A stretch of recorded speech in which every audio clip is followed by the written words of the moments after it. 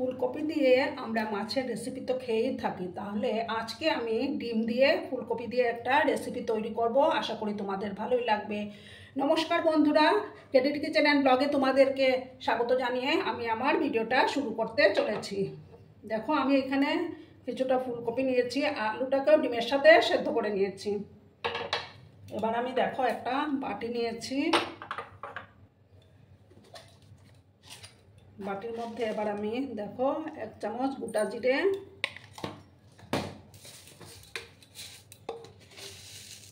আর 1 চামচ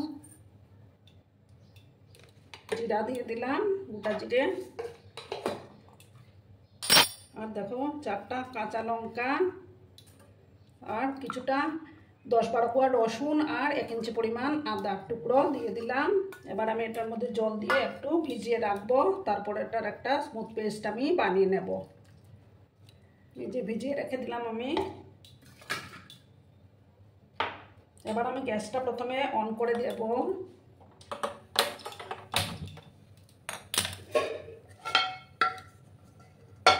দেখো একটা প্যান আমি বসিয়ে দিলাম।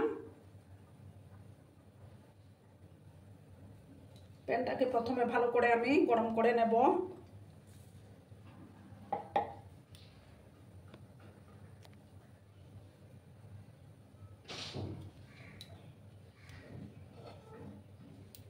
আর ভিডিও দেখার শুরুতেই বন্ধুরা একটা লাইক করতে তোমরা ভুলো না। তোমরা লাইক করলে ভিডিও বানাতে অনেকটা উৎসাহ পাই, প্লাস আমার ভিডিওটা 10 জনের কাছে পৌঁছে যেতেও সাহায্য করবে।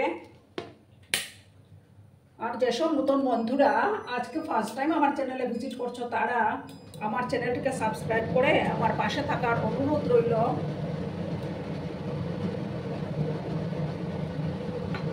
এবার আমি প্রথমে ডিমগুলোকে ভেজে নেব। সাদা তেল দিয়ে দিলাম।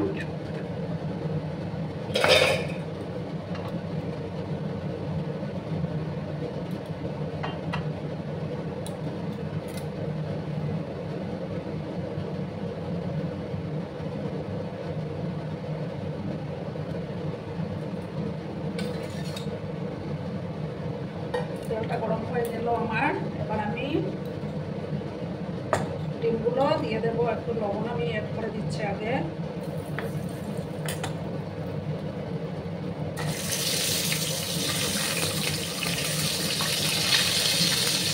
এবার পরিমাণ মতো হলুদের গুঁড়োটা অ্যাড করে দিচ্ছি আমি।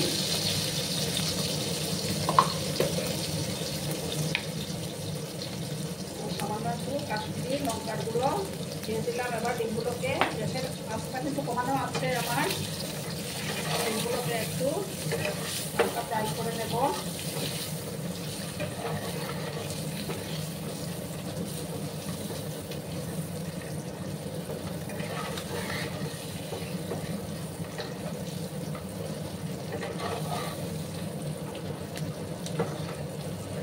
তোমরা যে পরিমাণে বানাবে সেই অনুপাতে ডিম এবং ফুলকপিটা নিয়ে নেবে।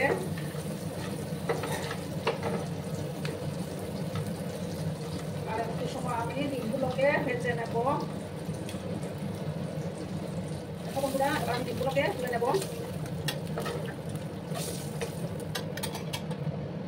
এবার আমি প্যানের মধ্যে সর্ষের তেল দিয়ে দেবো। দিয়ে আমি ফুলকপিগুলোকে লাল লাল করে ভাজবো।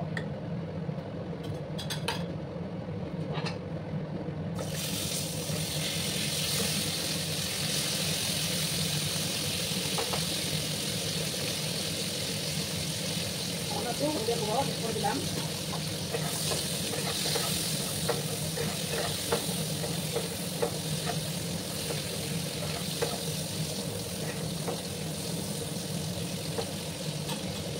তেলটাকে আমি কম করে দিয়েছি। এবার আমি এটাকে ঢাকা দিয়ে রাখলাম। আর এদিকে আমি যে মশলাগুলো ভিজিয়ে রেখেছিলাম সেই মশলার পেস্টটা আমি তৈরি করে নেবো।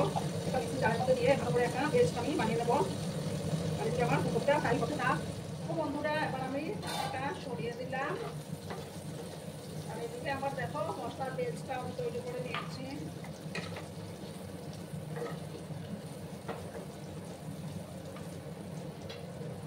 এবার আমি ফুলকপিগুলোকে তুলে নেব। একটা ডিশের মধ্যে তুলে নিলাম।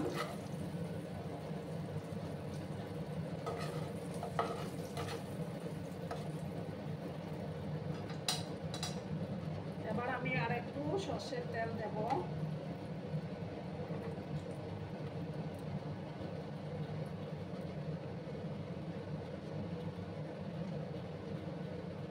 তেলটাকে ভালো করে আমি গরম করে নিচ্ছি।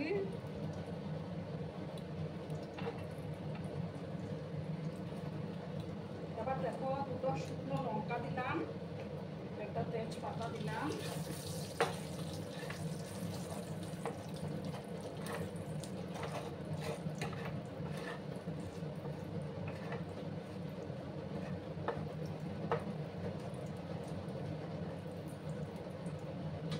আর 5 স্পুনের মতো গোটা জিরে আমি দিয়ে দিলাম।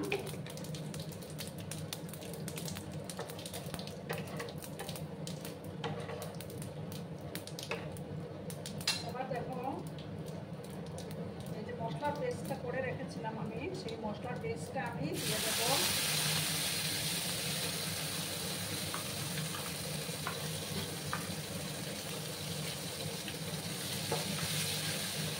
কিন্তু ভালো করে কষিয়ে নিতে হবে।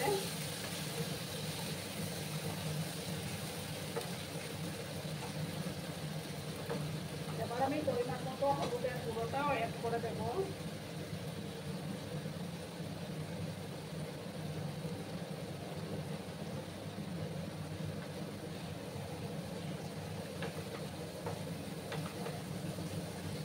সময় দিয়ে এটাকে ভালো করে কষিয়ে নিতে হবে। দেখো একটা টমেটো আমি পেস্ট করে রেখেছিলাম, সেই টমেটোটাও এবার দিয়ে দিলাম। একসাথে ভালো করে আমি কষিয়ে নেব।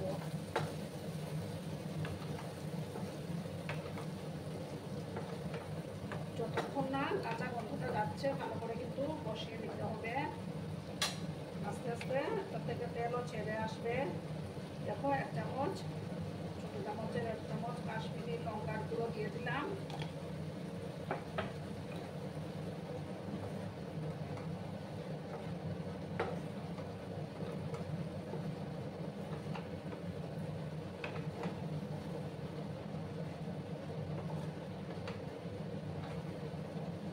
গ্যাসের আঁচটা কিন্তু আমার কমানো আছে। আমি এবার একটু এটাকে ঢাকা চাপা দিয়ে রাখলাম। দেখো বন্ধুরা, এবার আমি ঢাকাটা সরিয়ে দিলাম।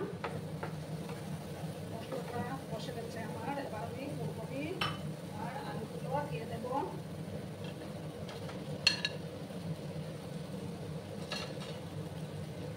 ভালো করে আমি মিক্স করে নেব। আমি তো আলুটাকে সেদ্ধ করে দিয়েছি, তোমরা আলুটাকে ভেজেও দিতে পারো, কোনো সমস্যা নেই।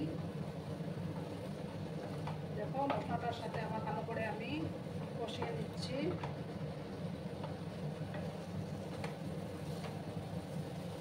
দেখো বন্ধুরা, কালারটা কত সুন্দর এসছে।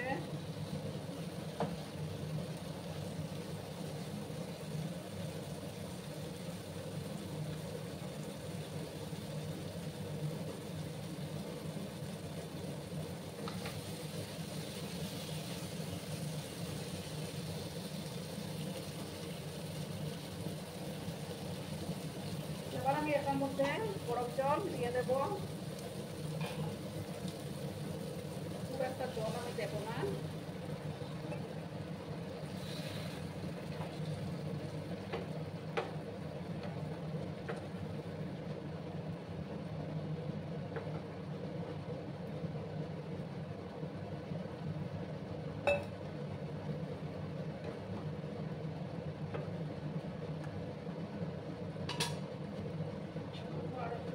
আমি এবার আমি ডিমগুলো দিয়ে দেবো।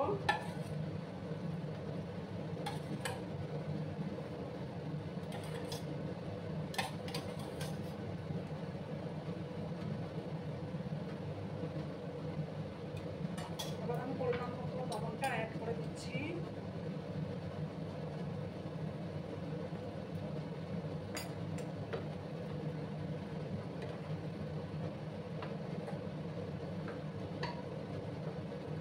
এবার আমি এটাকে লো আছে 5 মিনিটের মতো রান্না করে নেবো। তার বেশি সময় লাগবে না, কারণ ফুলকপি তো আমার কাটাই ছিল। ঢাকা চাপা দিয়ে আমি রেখে দিলাম। বন্ধুরা, এবার আমি ঢাকাটা সরিয়ে দিলাম। আমার রান্নাটা কিন্তু অলমোস্ট ডান। এবার আমি গরম মশলা দেব।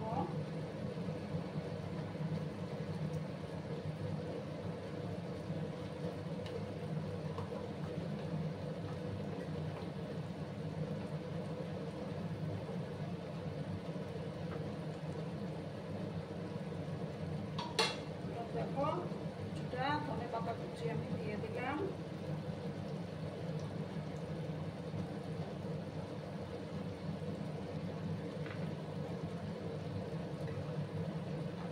দেখো বন্ধুরা কেমন হয়েছে, কালারটা ফাটাফাটি এসছে।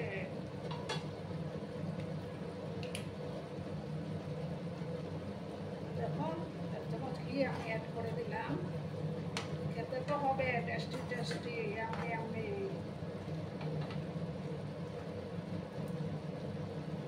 এবার আমি গ্যাসটা অফ করে দিচ্ছি বন্ধুরা। অফ করে 2 মিনিট স্ট্যান্ডিং টাইমে রাখবো, তারপর আমি সার্ভ করে দেব। দেখো বন্ধুরা আমি সার্ভ করে দিয়েছি। কেমন হয়েছে অবশ্যই কমেন্ট করে বলো। কিন্তু তোমাদের এই সুন্দর সুন্দর কমেন্টগুলো পড়তে আমার কিন্তু দারুণ লাগে।